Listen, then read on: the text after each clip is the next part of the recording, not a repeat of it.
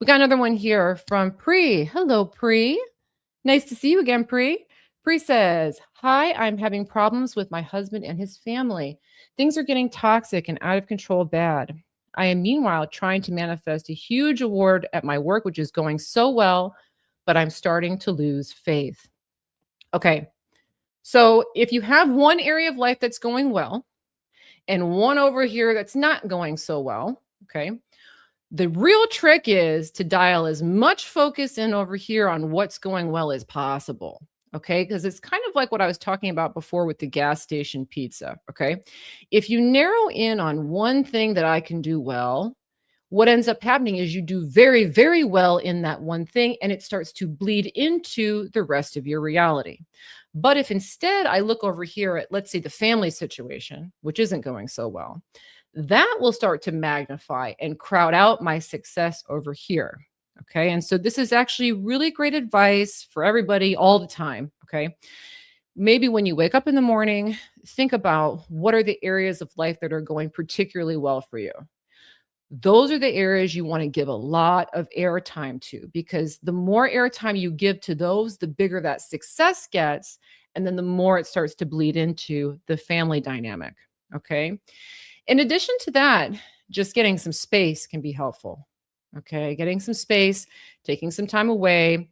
Maybe you can't fully get away, but let's say the mom calls you all the time. Well, you don't need to sit on the phone all the time. Okay. When it starts to get annoying, turn off the phone. Limit the amount of time that you're spending with people. Try to make it so when you see people and when you experience people, it's on your terms and you do it only through the amount of time that you're enjoying it. And when it starts to lose the enjoyment, you step away. The reason why these toxic environments start to flourish a lot of times is because we hang in there with obligation. I need to go to the dinner. I need to talk to the mom. I'm supposed to do this. I'm supposed to do that. And so once the interaction is soured, I'm still hanging in there. And so now what ends up happening is that relationship starts to feel obligatory. It starts to feel stressful, and that starts to replicate in the environment. So pull back attention from those relationships and put them on the thing that's working. Okay, great question, Pri. Pri's got another one. Thank you, Pri, for the super. Pri says, yes, the reason it's toxic is I was being forced to a lunch with my in-laws and I set a boundary not to go. Everyone freaked out and judged me. Okay, good. Good. Okay.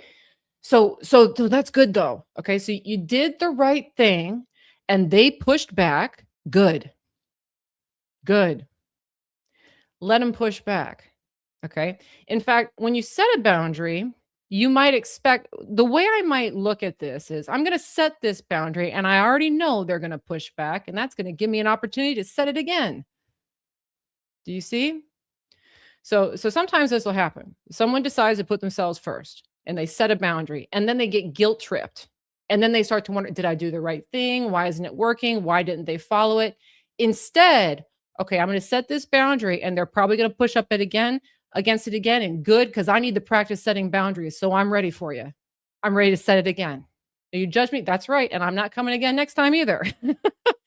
Look at it that way, that it's an opportunity to continue practicing boundaries. Again, when things happen on our reality that we don't like, instead of pushing against them, invite them in. So instead of, oh, don't judge me. Nope, judge away, because I need to remember why I set this boundary. So please let me hear it. Okay. But you did the right thing. You did the right thing. Just the aftermath, you got to do it again. Do it again. Do it again. What will happen is you'll become very good at saying no to what you don't want to do to the point where you feel empowered to do so. And once you feel empowered to do so, no one's going to mess with you. The problem is it's kind of new for you. So when you're doing it, you feel kind of timid. And so because you feel kind of timid, you're getting pushback to reaffirm, she's not quite sure about this yet. So that just means I need another whack at it. Okay. I hope that's helpful. And I hope that a lot of people, this is hard with the toxic family. You set the boundary. That doesn't mean they're going to be nice the first time. Set it again, set it again, set it again. Eventually, both parties will be trained that I'm not messing with Pri because she's not even going to do it. And they'll back off. Okay. Really good question. Oh, Melissa, this is timely. Okay, Melissa, thank you for the super dating. Dating app combos die a day after the chat. I was just going to talk about dating in the next example, so we'll segue into that. Yeah, okay. So the dating apps. All right. I was going to talk about relationships, using momentum in relationships, and I had a brief stint on the dating apps.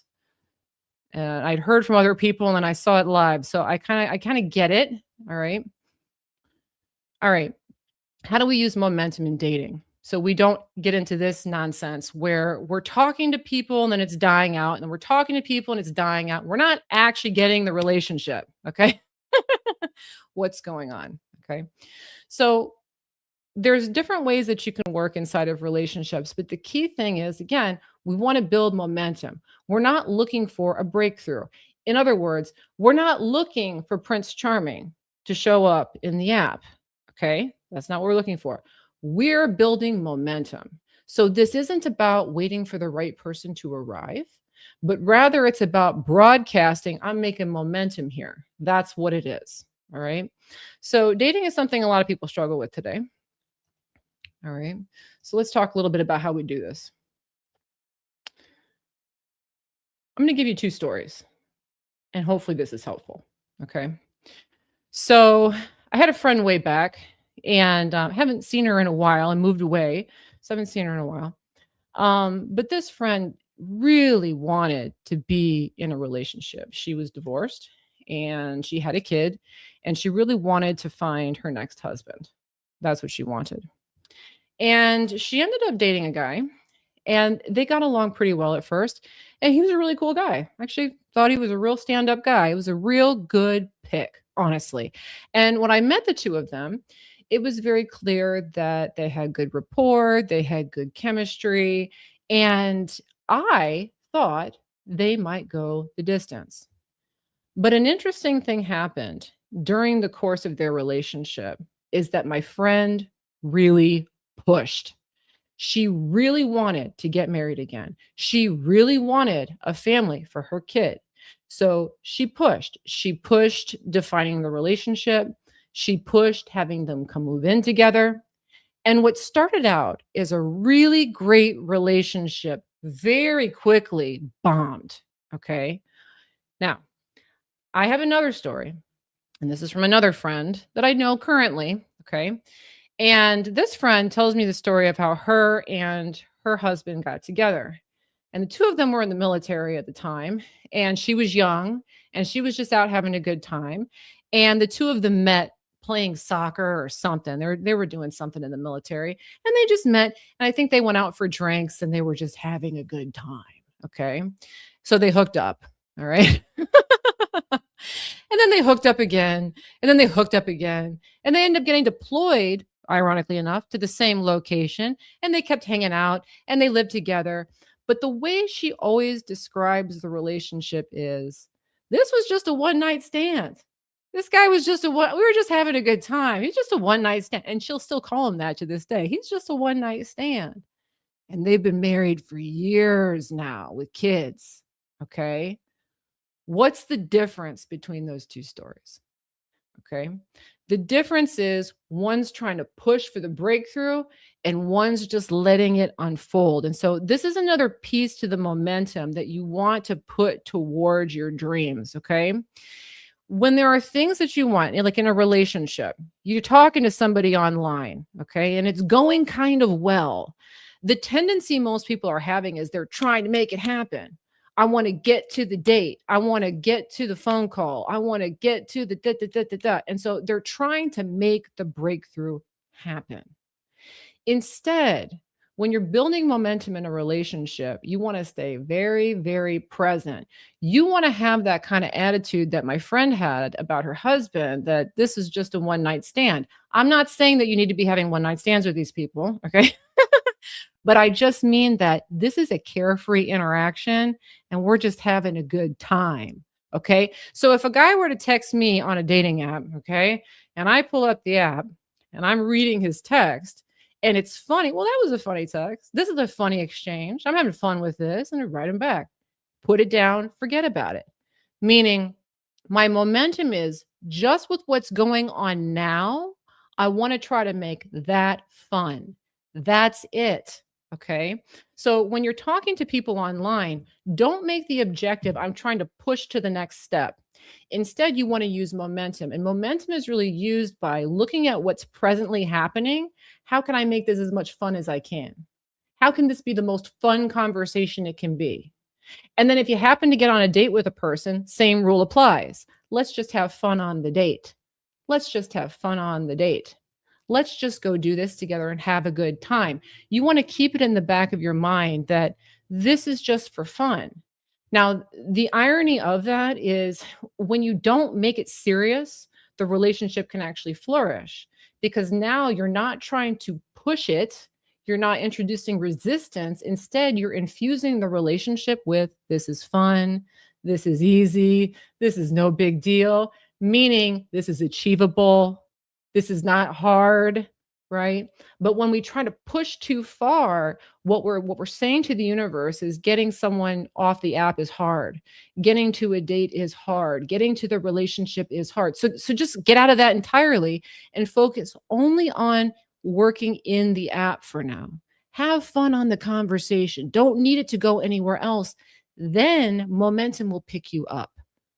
I hope that makes sense. Okay. And you'll see this with people. If you look into relationships and you start asking around, you'll notice that the people who are having more success in getting into relationships took it less seriously up front. That's really the key. Okay. And so I did see that on the apps. A lot of people trying to make it happen, make it happen, make it happen. That's exactly what will stall it. So don't try to make the next step happen. Just enjoy the step that you're on. And you can use that advice for all kinds of manifestations. Again, let's say you're trying to manifest your business and right now you're at $0 and you want to make a million. Well, instead of trying to get to a million, enjoy where you're at. I'm at the beginning stage and the beginning stage is fun. I'm having fun here in the beginning stage. Make the most of that and then you'll elevate. But if you're trying to push to the future, what you're saying is this right here sucks. And I think that's going to be hard. And then that creates that feedback loop in your environment where the thing that you want doesn't come to you. Okay. So when you're building momentum, we're not talking about getting ahead of yourself. What we're talking about is dialing into the energy you're working with now and having fun with it. I hope that that's helpful. Really great question. All right, guys, thank you so much. Another quick reminder, if you have not yet, this isn't for everybody, but for those of you who are either in a sales occupation or you run your own business and you want to know how to manifest sales, I created this program last year by popular demand, and I have not put it on sale for a year. In fact, I haven't done a lot of sales, period, this year. So finally doing one. It might be the last one I do until the new year. So if you're interested in learning how to manifest sales, this is a really good program to check out because I'll be putting it on a 50% best price ever sale in September. So this course is not for everybody, but if you're somebody who wants to manifest sales, but you feel awkward or pushy in selling, or if you feel like you might get rejected and you don't want to deal with the rejection, if you feel like people are lowballing you or you don't feel confident in the prices that you're charging, all that kind of stuff can really get in the way of manifesting a successful career in sales or in business. So, if you're interested in learning how to hack that so that you can allow money to come into your business or into your career easily through sales, make sure to go ahead and sign up for the notifications so that I send you information on this program as well as the 50% off coupon code when that sale goes live in September. Again, the name of that course is Sales Magnet, and this is the only time this year I will put it on sale. In addition to that, again, if you have not yet, please remember to take the manifesting test. If you have not taken it, this is a test that you can take to prove to yourself that you really are the creator of your own reality. So it enables you to put something out and watch it come back without any effort. It only takes 5 minutes and it is a free test, and you can take it at any time at manifestingtest.com. In addition to that, I do plan on being back next Monday, same time, same place. I was supposed to be on Instagram, but that did not happen today. But none of you are on Instagram, so I guess that doesn't matter. But hopefully I'll be on Instagram next week in addition to YouTube and Facebook. And then, of course, if you guys have not yet, please make sure to subscribe, like the video, all that jazz. But that's going to do it for today. Thanks so much for the supers and all the great questions. And of course, look forward to seeing you guys in the next one. Bye-bye.